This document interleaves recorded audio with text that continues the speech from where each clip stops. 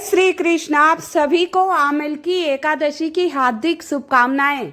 आइए आमल की एकादशी की व्रत कथा सुने। मानधाता बोले कि हे वशिष्ठ जी, यदि आप मुझ पर कृपा करें तो किसी ऐसे व्रत की कथा कहिए जिससे मेरा कल्याण हो।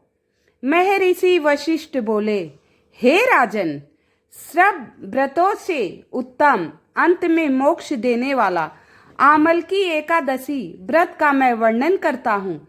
यह एकादशी फागुन माह के शुक्ल पक्ष में होती है। इस व्रत को करने से समस्त पाप नष्ट हो जाते हैं। इस व्रत का फल 1000 गौदान के फल के बराबर होता है। मैं आपसे इसकी कथा कहती हूँ, ध्यान पूर्वक सुनिएगा। एक वैदिक नामक नगर था जिसमें ब्राह्मण, क्षत्रिय, वैश्य, चारों वर्ग मतलब प्रजा सारी आनंद सहित रहती थी।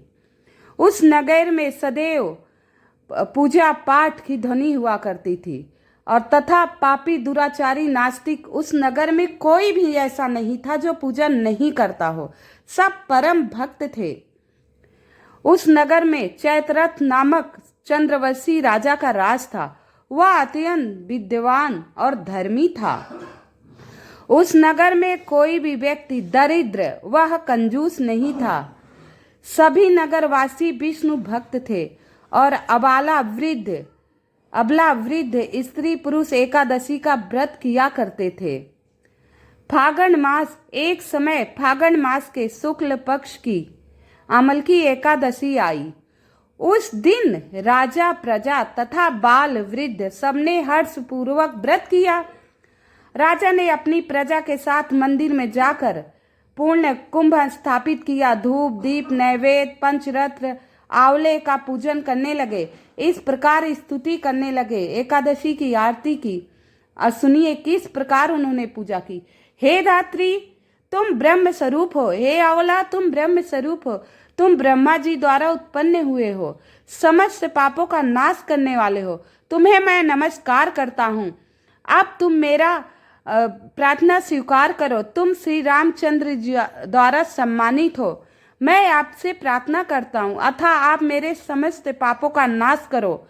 उस मंदिर में सबने रात्रि जागरण किया, भजन कीर्तन किया। रात के उसी समय वहां एक बहेलिया आया जो बहुत ही पापी, दुराचारी था। वह कुटुंब का पालन करने के लिए जीव हत्या किया करता था।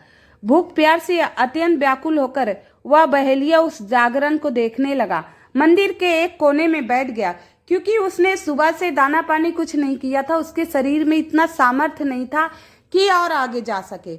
वह आसरा ढूंढ रहा था, कहीं हम बैठ जाएं तो उसे मंदिर दिखा। वह बहेलिया भूख से व्याकुल था और उसी मंदिर के एक कोने बैठ गया और भगवान विष्णु तथा एकादशी कथा सुनने लगा। अब वहां भजन कीर्तन कथा हो रही है तो कानों में ध्वनि जा रही है। उसको इंटरेस्ट बढ़ने लगा, अच्छा लगने लगा। वह ध्यान से सुनने लगा। इस प्रकार अन्य मनुष्यों के भांति उसने भी सारी रात जागरण में बिता दी। वहीं बैठे बैठे वो भी जग रहा था। भूख के मारा उसे नींद नहीं आ रही थी। और उसका सौभाग्य देखिए, वो विष्णु मंदिर पहुंचा और जहां भजन कीर्तन जागरण हो रहा था वहीं वो बैठ गया। प्रातः काल होते ही सब लोग अपने घर चले गए तो बहेलिया भी अपने घर चला गया। घर जाके उसने भोजन किया। कुछ समय बीतने के पश्चात उस बहेलिये की मृत्यु हो गई। मगर उस समय आमल की एकादशी का व्रत था। जागरण के कारण उसने राजा विदुरथ के घर जन्म ले लिया। बहेलिये ने राजा विदुरथ के घर जन्म ले लिया। उसका नाम वसुरथ रखा गया। युवा होने पर वह चतुरंगी सेना सहित धन धान से युक्त होकर 10,000 ग्रामों का पालन करने लगा। वह तेज में सूर्य के समान और चंद्रमा के समान उसकी क्रांति थी। वीरता भगवान विष्णु के समान, क्षमा पृथ्वी के समान था। वह अत्यंत धार्मिक, सत्यवादी, कर्मवीर और विष्णु भक्त हुआ।